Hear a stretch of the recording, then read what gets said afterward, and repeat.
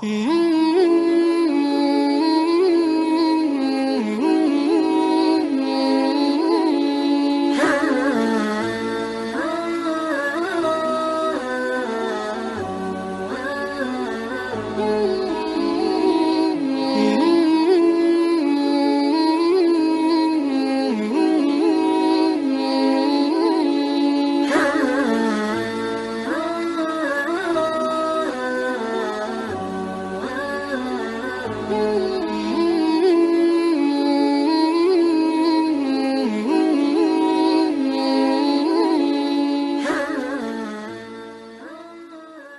do you fit in the process?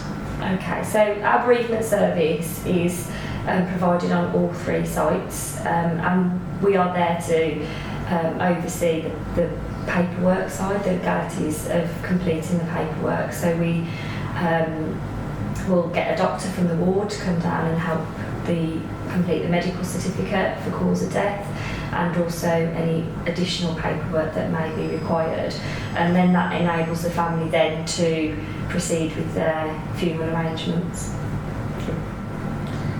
Who is responsible for taking care of the whole process, and how do you know it has been performed correctly? Bereavement is everybody's responsibility, right from the staff on the wards, nursing staff, porters that are collecting the deceased patient and taking them to the mortuary. In terms of the paperwork, that is overseen by the bereavement office and our medical examiners officers.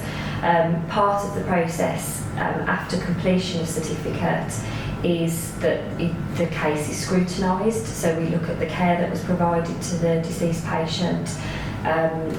We speak to the family as well to obtain their take on things, and it's all about learning from death as well, and that's usually performed by a medical examiner who's a consultant in the hospital with more than 5 years experience, in order to answer the family's questions, talk them through what the cause of death is, and escalate any concerns if they're raised by the family.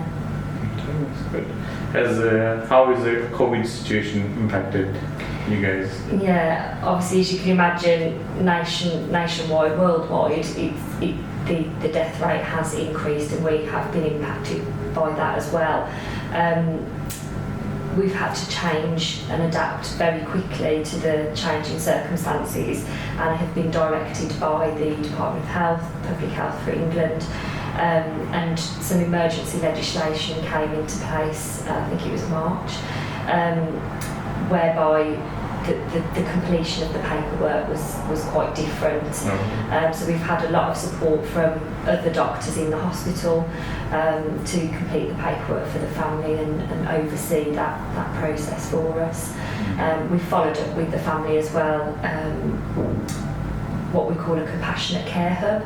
So we've had nurses that were redeployed to the bereavement services, calling families sort of 4 to 6 weeks after a death, just to make sure that they're okay, that their arrangements are going ahead as planned, and if there's anything else we can help and support them with, really. That's good, because I think with the COVID process, the whole system's changed, isn't it? Like from registration to booking the plots, and I think you're visiting the deceased as well, isn't it? Well, that we've had to adapt, as I say, very quickly, and that has meant restrictions for family. So we've had to stop all our visiting. We're not doing any viewings at all in the hospital, and we appreciate it's a really, really difficult time for family, because the last time that they might see their loved one is as the ambulance drives away, and they haven't been able to come into hospital because of isolating themselves potentially, but we have got sort of restricted visiting for relatives at the end of life, or as somebody's passing away, we can allow them to come into hospital and be with their loved one. And we've implemented different things as well. We've got a scheme called the Paired Heart Scheme. So we place a heart in the hand of the deceased patient and send the other heart to the family member in the post, so that they can, they've always got that connection with them. It's difficult when there aren't any family coming forward, but that patient is our patient until they leave our care, and we would always treat everybody with the same dignity and respect, regardless if they've got family or no family. So, we always sort of try and get them laid to rest as quickly as we can do. Recently, I was talking to some of the coroner's officers last week, regarding some cases, and they were actually saying they get a few themselves, unclaimed bodies where there's no funding or there's no money, and they're quite happy because I pass them all details. The CSMA have a Muslim burial fund where we collect money for the deceased. Anybody financially can't afford it, we actually pay for their funeral. So the coroner was quite happy with that.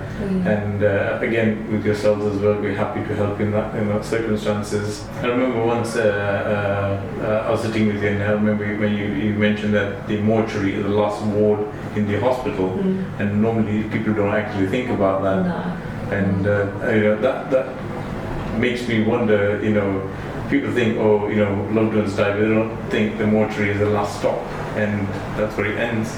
That's it. We're not prepared for it. Yeah, and as I say, our care and responsibility for that patient doesn't end on the ward when they die.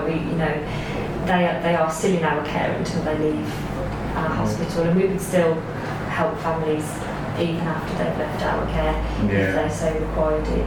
How do I help the department successfully working within the community? Okay, so in the hospital we have our faith advocacy group, which you obviously attend and are a very valued member of that group. We want to make the experience for the family as seamless as possible and as painless as possible.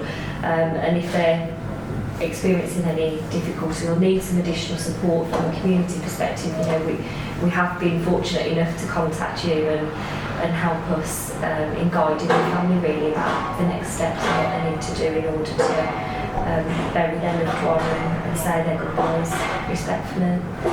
Thank you. I think it's a two-way process. Like a lot of cases, like I said, we deal with people are lost, or even they do know about it and they're in a state of shock, and they need guidance, and every little helps. Absolutely. And sometimes, like you said, especially during the COVID period, we've had a lot of people crying their eyes out that we've not seen our loved one. How can we? And this is where we try to make them understand that everyone's health comes first. And I think the people do appreciate that, especially now as well, like in the COVID time, that we limited access to funeral sites and prayers and all that. But I think is understanding the process makes a big difference. And this is why we thank your team for your support as well. Oh, thank you for yours as well. Thank you.